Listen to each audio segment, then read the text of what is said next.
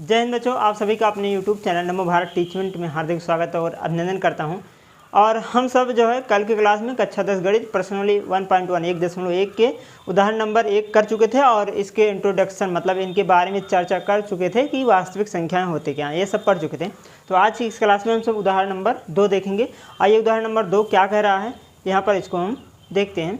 ये कह रहा है कि दिखाइए कि प्रत्येक धनात्मक सम पूर्णांक 2q के रूप का होता है जहाँ q कोई पूर्णांक है, जहाँ q क्या है, कोई पूर्णांक है। और कह रहा है कि आपको दिखाना है कि जो 2q होता है एक सम पूर्णांक होता है, धनात्मक सम पूर्णांक होता है। ये आप सिद्ध करेंगे। कैसे सिद्ध करेंगे? कल के क्लास में हम सब, इसके पिछले वाले क्लास में हम सब चर्चा कर चुके थे कि यूक्लिड विभाजन एल्गोरिथम क्या होता है, इनके बारे में अच्छे तरह से विस्तार में बता चुके हैं। तो इसका प्रयोग यहाँ पर हम करने वाले हैं। आइए देखिए, एक बार के लिए देखिए कैसे इसको सिद्ध किया जाता है। तो चलिए इसका सलूशन देखते हैं। तो सबसे पहले यहाँ पर हम वही प्रयोग करेंगे जो कल के क्लास में हम प्रमेय सिद्ध किए थे, यूक्लिड विभाजन एल्गोरिथम, इसी का हम प्रयोग करने वाले हैं। ठीक है, तो आइए सबसे पहले हम मान लेते हैं कि हमारे पास कोई धनात्मक पूर्णांक है ना। मान लीजिए हमारे पास a और b कोई धनात्मक पूर्णांक है। ठीक है, चलिए शुरू करते हैं। तो हम मान लिया कि माना a तथा b कोई धनात्मक पूर्णांक है, धनात्मक पूर्णांक है। ध्यान से सुनिएगा एक एक स्टेप। इस टाइप के प्रश्न को कैसे हम प्रूव करते हैं, एग्जाम में एक क्वेश्चन आने वाला है तो फिक्स है एकदम 100%। ठीक है, इसको ध्यान समझेंगे। अगर एक क्वेश्चन समझ गए हैं तो हर क्वेश्चन में कोई प्रॉब्लम होने वाला नहीं है। ठीक है, बस यूक्लिड विभाजन एल्गोरिथम आपको पता होना चाहिए, बस इतना ही यहाँ पर कंसेप्ट लगने वाला है। तो हमने माना कि a और b कोई धनात्मक पूर्णांक है। तो अगर कोई दो धनात्मक पूर्णांक हो तो उसमें यूक्लिड विभाजन प्रमेय का कैसे लगाएंगे? पहले तो हम यूक्लिड विभाजन प्रमेय का मतलब यूक्लिड विभाजन एल्गोरिथम को लिख लेते हैं। राइट, तो लिखिएगा यहाँ पर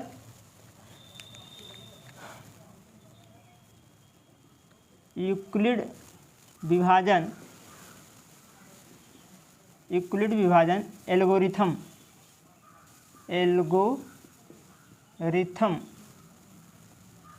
से। तो यूक्लिड विभाजन एल्गोरिथम क्या कहता है कि दो पूर्णांक है ना, मान लीजिए हमारे पास दो पूर्णांक है तो लिखेंगे a तथा b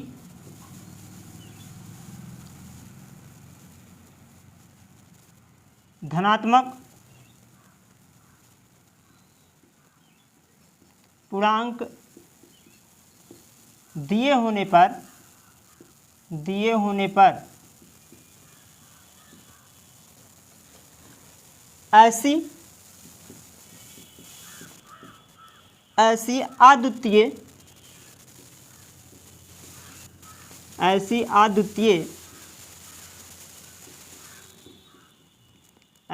अद्वितीय पूर्ण संख्या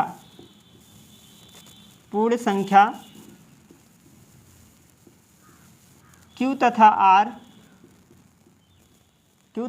R इस प्रकार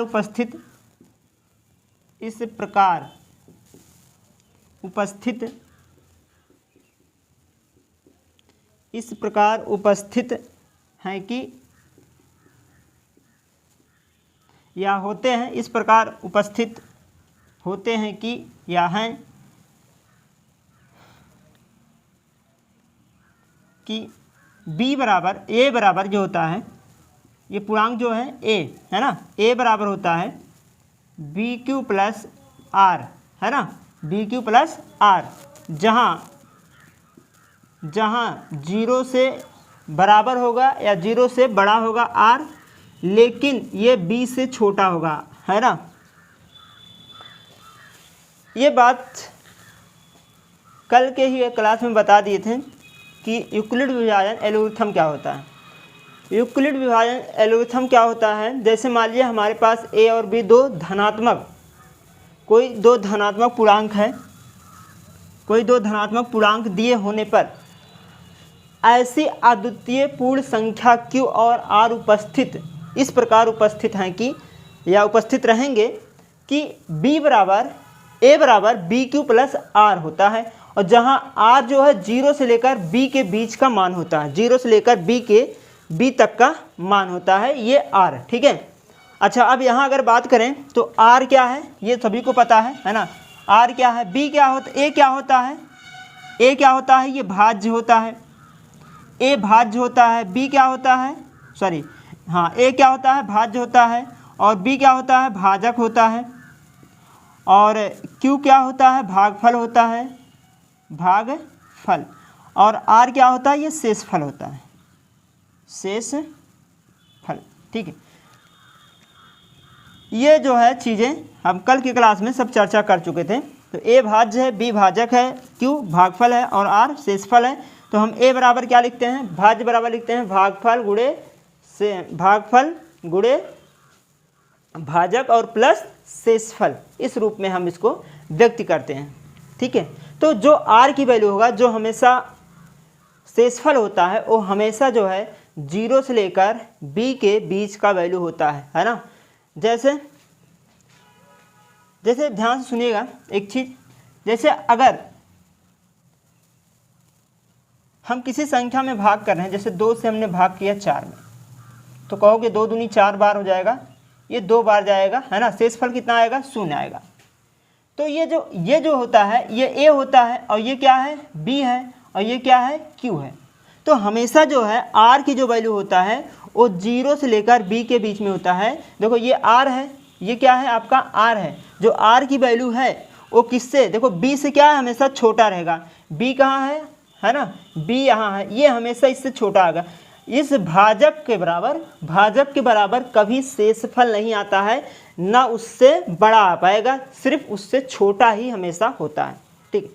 ये दिमाग में बैठाइए, जब हम कभी भाग देते हैं तो उस कंडीशन में शेषफल हमेशा छोटा आता है भाजक से, है ना। और वह 0 के बराबर भी आ सकता है, शेषफल 0 के बराबर आ सकता है, क्योंकि यहाँ पर आया हुआ है, ठीक है। कहने का मतलब ये समझिए कि अगर हम मान लीजिए अगर हम b बराबर 2 लिख लें तो r की वैल्यू या तो 0 आएगा या तो 1 आएगा, इससे अधिक नहीं हो सकता। अगर हम b बराबर 3 ले लें तो r की वैल्यू या तो 0 आएगा या तो 1 आएगा या तो 2 आएगा, 3 तो नहीं आ सकता, बराबर नहीं होता कभी। अगर हम b बराबर 4 ले लें तो r की वैल्यू 0 1 2 3 इतने वैल्यू आ सकते हैं, इस तरह से, ठीक है। मतलब b के जितने मान उतने r के वैल्यू मिलेंगे, ठीक है। तो यहाँ पर ये कंडीशन है। तो आइए अब इस क्वेश्चन में फॉलो करते हैं इस प्रमेयिका को।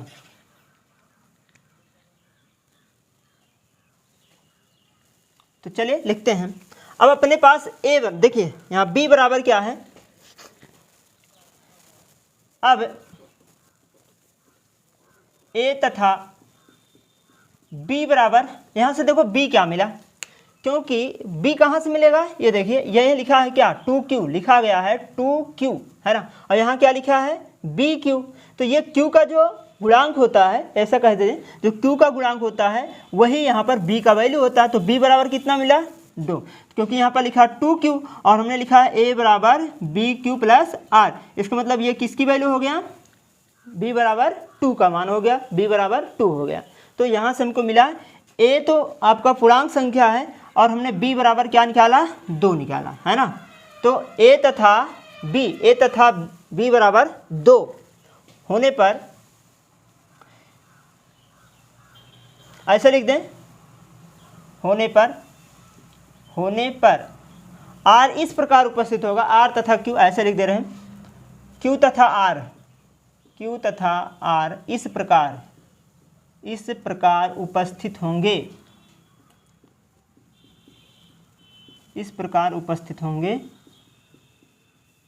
कि किस प्रकार उपस्थित होंगे, ये यहाँ पर लिखा है a बराबर b के स्थान पर कितना आ जाएगा, 2 आ जाएगा, और q प्लस r, जहाँ 0 से लेकर r की जो वैल्यू होगा वो b तक है, इसका मतलब b बराबर 2 है, तो 2 तक हो जाएगा। इसको हम अर्थात ऐसे लिख सकते हैं, अर्थात r बराबर 0 और 1 होगा, ठीक है। r बराबर कितना होगा, 0 और 1 हो सकता है, 2 वैल्यू यहाँ से r के मिल सकते हैं। अच्छा, अब कंडीशन देखो, यदि हम r बराबर 0 कर लें, यदि हम r बराबर 0 लिख दें तो यहाँ से a बराबर क्या मिलेगा, तब a बराबर कितना मिल जाएगा 2q प्लस 0, यानी कि a बराबर 2q मिलेगा। दूसरा कंडीशन, यदि हम r बराबर 1 लिख दें तब a बराबर कितना हो जाएगा 2q प्लस 1, है ना, 2q प्लस 1 हो जाएगा। ठीक, अब यहाँ से दिमाग लगाओ कि अगर इसमें हम 2 से भाग करें तो ये पूरा पूरा कट जा रहा है क्योंकि ये 2 है इसके पास।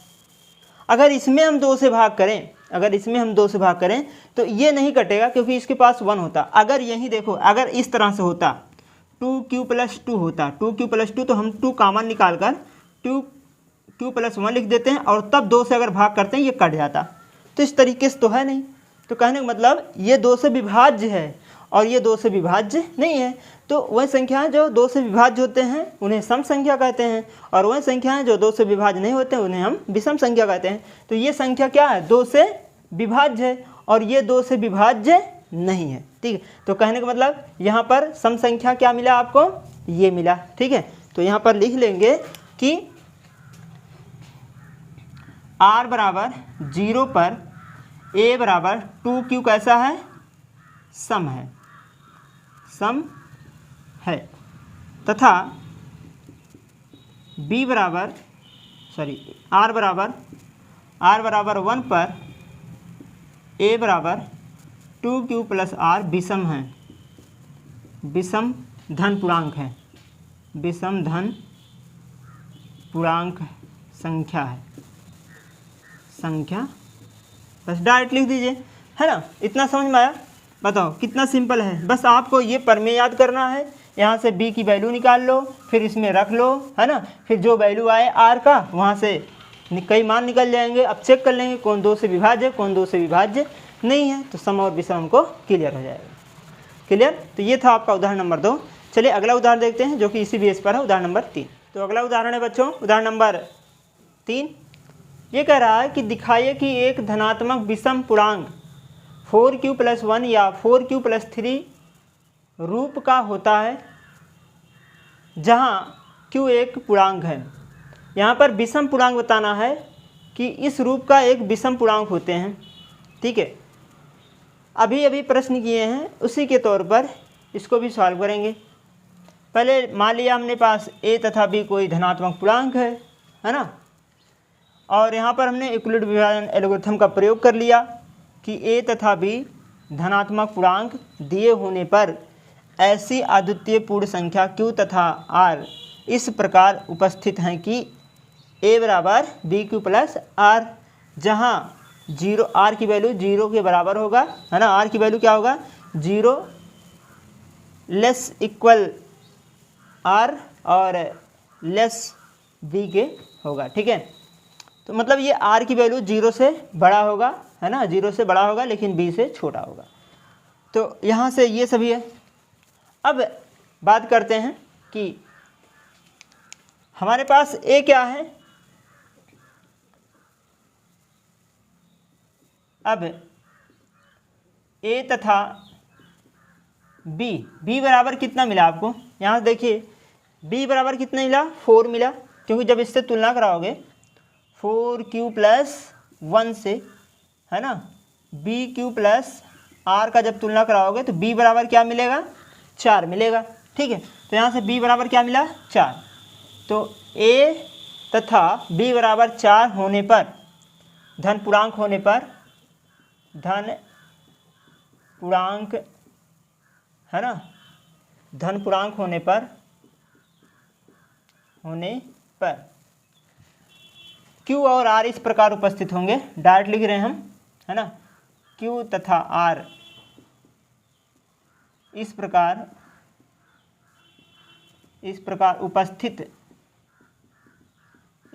उपस्थित हैं कि, किस प्रकार उपस्थित हैं, इस पे रख लेंगे तो हो जाएगा a बराबर b की वैल्यू कितना है, 4 प्लस 4q और प्लस में r।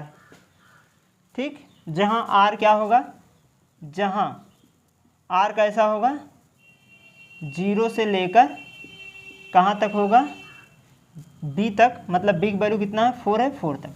अर्थात आर की वैल्यू कितना आएगा, अर्थात हम आर बराबर लिख सकते हैं 0 1 2 3, 4 नहीं हो सकता है ना। तो चलिए अब कंडीशन निकाल लेते हैं कि यदि r बराबर 0 हो तब a बराबर कितना हो जाएगा 4q, यहाँ 0 रखोगे इसका काम खत्म हो जाएगा। यदि r बराबर 1 हो तो तब a बराबर कितना मिल जाएगा 4q + 1 मिलेगा, है ना। अगला यदि r बराबर 2 हो तब a बराबर क्या मिलेगा, जब यहाँ 2 रखोगे तो जाएगा 4q और प्लस में 2। अच्छा इसको ऐसे भी लिख सकते हैं, 2 कॉमन ले लें, q + 1 लिख लेंगे, ठीक। अच्छा अभी एक और है, यदि हम r बराबर 3 ले लें तब a बराबर क्या मिलेगा, 3 रखने पर तो हो जाएगा आपका 4q + 3, ठीक। आप इसको ऐसे भी लिख सकते हैं 2 × 2q, 2 × 2q लिख सकते हैं। अब बताओ कौन कौन सी संख्याएं हैं जो 2 से विभाज्य हो रही हैं, 2 से जो कट रही हैं। तो 2 से कौन विभाज्य है, एक तो ये देखो 2 से विभाज्य है, और ये 2 से विभाज्य नहीं है क्योंकि यहाँ पर 2 मल्टीपल में नहीं है। यहाँ पर अगर पूरे में 2 मल्टीपल होता तो पूरा 2 से विभाज्य होता। तो यहाँ पर 2 सबके लिए गुणक है, इसलिए ये भी क्या है विभाज्य 2 से, और ये 2 से विभाज्य नहीं क्योंकि सब में 2 से मल्टीपल नहीं है, 2 इसमें है लेकिन 2 इसमें नहीं, ठीक है। तो अब यही बात लिखेंगे कि कौन कौन से सम धनात्मक पूर्णांक है, अब उसको हम लिखेंगे। तो यहाँ से अगर देखा जाए पूछा है विषम पूर्णांक बताना है, तो विषम पूर्णांक कौन कौन से हुआ, विषम पूर्णांक एक ये हो गया और एक ये हो गया, मतलब qx, यहाँ पूछा है ना विषम पूर्णांक क्या है, तो एक तो qx + 1 और qx + 3 दोनों क्या है विषम पूर्णांक हो जाएंगे, ठीक है ना। तो लिखेंगे कि पहले सम पूर्णांक लिख देते हैं, तो 4q + 2 सम पूर्णांक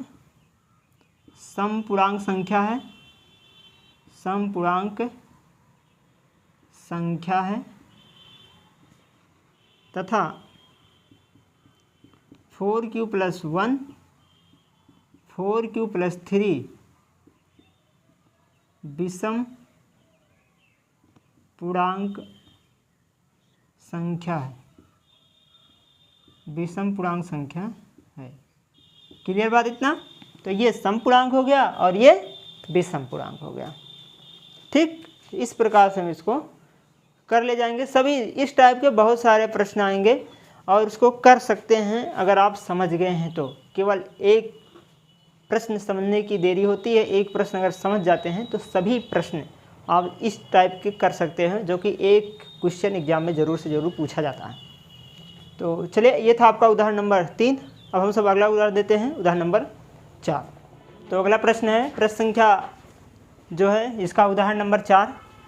इसमें कह रहा है कि एक मिठाई विक्रेता के पास 420 काजू की बर्फियाँ और 130 बादाम की बर्फियाँ हैं।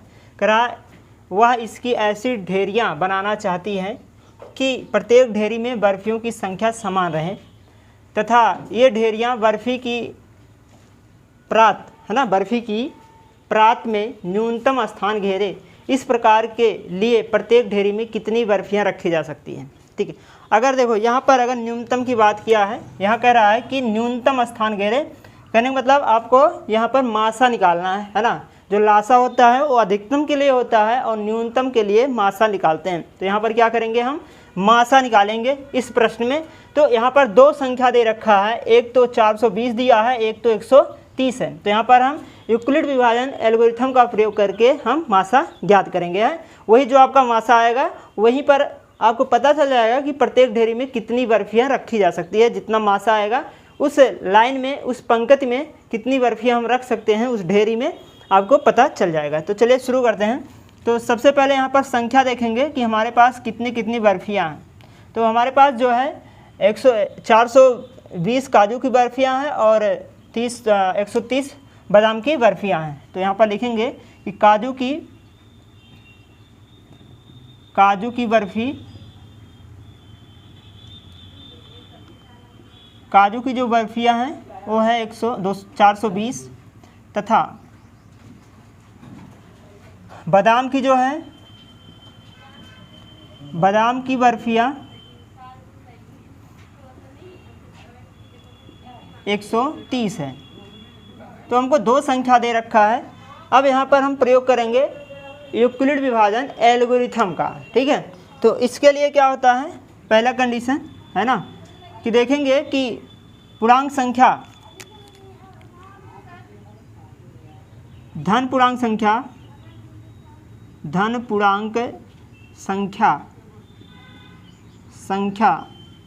130 तथा 420, 130 तथा 420 में 130 छोटा है, या फिर ऐसे लिख सकते हैं 420 बड़ा है 130 से। अतः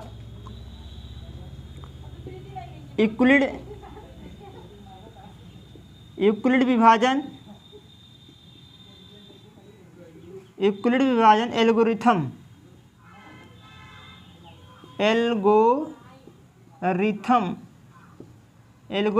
से यूक्लिड विभाजन एल्गोरिथम क्या होता है आपको पता है, A बराबर BQ प्लस R, मतलब भाज्य बराबर भाजक, है ना। भाज्य बराबर क्या होता है, भाजक गुणे भागफल प्लस शेषफल होता है।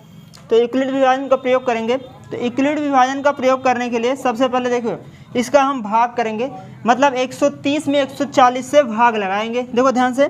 तो सबसे पहले हम 130 में, क्योंकि ये छोटा है ये बड़ा है ना, हमेशा छोटे वाले से ही भाग दिया जाता है बड़के वाले में, है ना।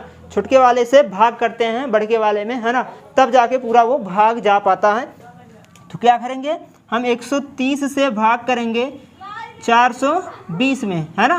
किससे भाग करेंगे, 130 से 420 में हम भाग करेंगे। तो कितना बार जाएगा, अगर हम 2 बार ले जाएं तो ये हो जाएगा 260, अगर हम 3 बार ले जाएंगे तो ये हो जाएगा 390। तो लगभग 3 बार जाएगा। तो कितना बार जाएगा, 3 बार। तो ये हो जाएगा 3 त्रिका 9 और 3 एके 3, मतलब कितना बार जाएगा, 390 बार जाएगा, ठीक है। तो अब यहाँ पर 390 बार आएगा यहाँ पर, तो ये हो जाएगा 0, और यहाँ पर हो जाएगा 12 में से 9 घटाएंगे तो हो जाएगा आपका 3, यानी कि कितना आ गया, 30 आ गया। तो ये क्या है, आपका भाज्य है। तो अभी लिख दे रहे हैं 1 मिनट के लिए। क्या होता है यहाँ पर, A बराबर आपको पता है A बराबर होता है BQ प्लस R होता है ना। ये B क्या है, B आपका भाज्य है ना। B क्या होता है, भाज्य होता है, और Q क्या होता है, भागफल होता है। B क्या होता है, भाजक होता है। R क्या होता है, शेषफल होता है। तो इसको यहाँ पर विस्थापित कर लेंगे। A कितना है, 420, तो ये हो जाएगा आपका 420 बराबर V कितना है, 130 है, कितना है, 130, है ना। तो लिखेंगे 130 और गुणे में 2 और प्लस में 30। तो अगर इनको हम सॉल्व करें ये 420 के बराबर है। तो ये अभी 0 नहीं आया, जब तक ये 0 नहीं आ जाता, शेषफल जब तक शून्य नहीं हो जाता है तब तक हम यही प्रक्रिया बार बार अप्लाई करेंगे, ठीक है। तो ये क्लियर हो गया इतना। चलिए अब दूसरा देख लेते हैं। दूसरा अगर देखा जाए तो इसमें धन पूर्णांक की बात यहाँ पर 30 और 420 की हमने यहाँ पर निकाल लिया, तो इसका शेषफल शून्य नहीं आया। तो अब यहाँ पर आपके पास 2 संख्या बना है, एक तो 130 है और एक तो 30 है। अब ये 2 संख्या लेकर काम करेंगे हम। तो अगला जो होगा आपका, तो लिखेंगे कि धन पूर्णांक संख्या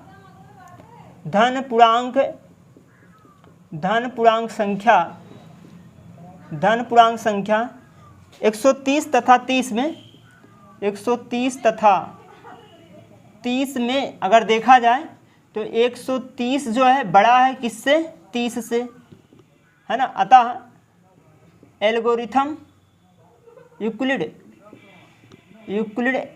एल्गोरिथम यूक्लिड विभाजन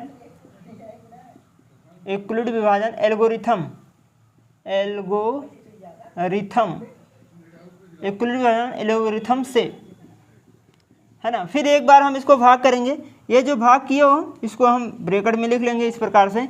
अब फिर हम यहाँ पर भाग लगा देंगे, 30 से भाग करेंगे 130 में, तो 30 से भाग करेंगे 130 में, बताओ कितना बार जाएगा। अगर इसको भाग करें तो 3 चौक 12 लगभग 4 बार जाएगा, तो ये हो जाएगा 120 और यहाँ हो जाएगा 10। ठीक है, अभी शेषफल हमारा 10 आया है, शून्य नहीं बना है। इसके मतलब फिर यही करेंगे, b बराबर a बराबर बी क्यू प्लस आर। कहने के मतलब यहाँ जो b है, b आपका क्या हो जाएगा, a क्या हो जाएगा 130, तो 130 बराबर होगा 30 गुणे 40 के और प्लस 10 के बराबर है। ठीक है, अब यहाँ पर कारण लिख लेंगे, है ना।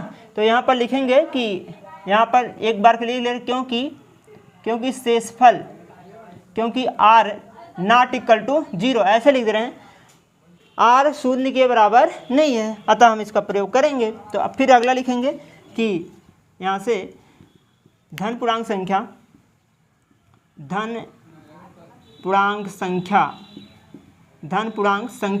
किसमें, 10 और 130 में बात करेंगे, तो 30 तथा 10 में, 10 में 30 वाला बड़ा है 10 से, है ना। अब यहाँ लिखेंगे कि क्योंकि r not equal to 0, r 0 के बराबर नहीं है, अतः फिर वही यूक्लिड विभाजन एल्गोरिथम से, यूक्लिड विभाजन एल्गोरिथम का प्रयोग फिर हम करेंगे। तो चलो कर लेते हैं।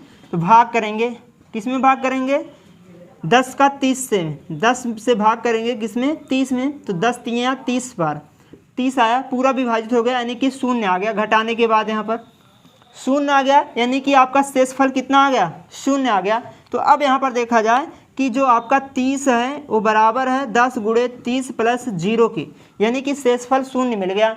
अब यहाँ पर लिखेंगे कि क्योंकि शेषफल r शून्य है, अतः 10 और 3 में 10 और 3 में 10, जो 10 होगा मतलब जो b होता है 10, 420 और 130 का मासापा है, मासापा होगा। तो यहाँ से क्लियर हो गया कि प्रत्येक ढेर में बर्फियों की संख्या कितनी रखी जाएगी, 10-10 बर्फियाँ रखी जाएंगी। तो यहाँ पर लिखेंगे कि प्रत्येक ढेर में बर्फियों की संख्या, जो बर्फियों की संख्या होगा, बर्फियों की जो संख्या होगी वो कितना होगा, 10 होगी। इस प्रकार से हम इसको सॉल्व कर लेंगे। ठीक है, तो ये था आपका उदाहरण नंबर 4। और हम इस प्रकार से जब कहीं भी न्यूनतम की बात करें तो हमेशा वहाँ पर मासा की वैल्यू निकालना पड़ेगा, है ना।